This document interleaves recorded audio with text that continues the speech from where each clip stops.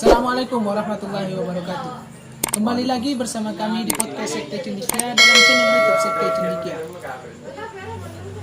Baik, di sini kami sudah kedatangan narasumber kami, namanya Muhammad Nur Faiz SPDI.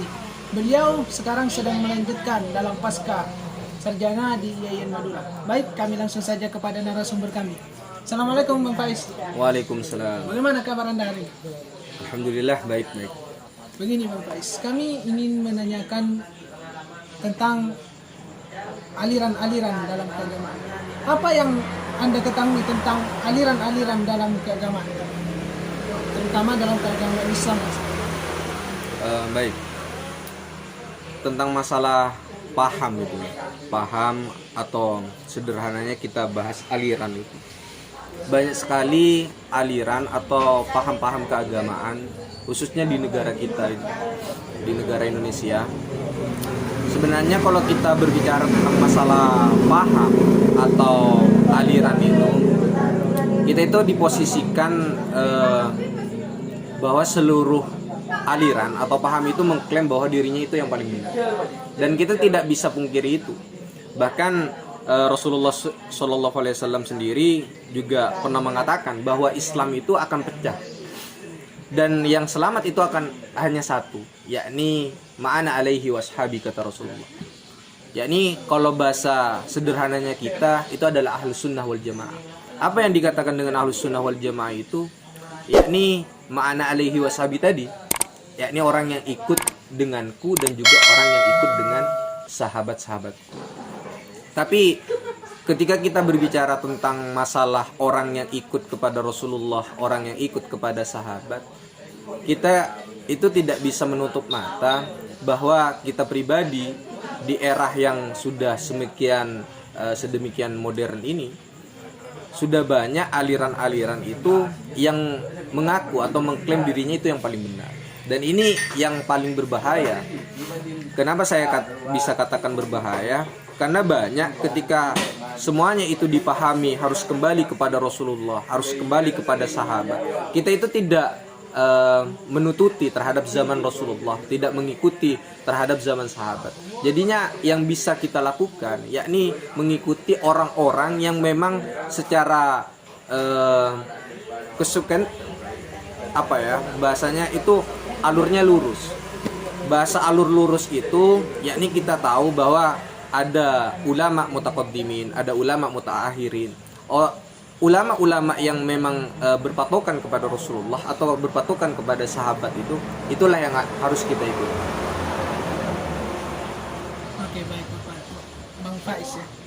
Sekarang gini Bang Faiz, sekarang ini masyarakat ini kan katanya sampai tadi sudah mengklaim bahwa dirinya sudah yang paling benar. Terus bagaimana tanggapan Bang Faiz ini tentang maraknya aliran-aliran yang terjadi sekarang di masyarakat? Terkait dengan banyaknya atau maraknya aliran itu, sebenarnya itu karena ada seorang tokoh atau seorang ulama lah bahasanya yang memang ingin mengajak terhadap umat. Dan kalaupun itu sebenarnya baik, itu tidak apa-apa.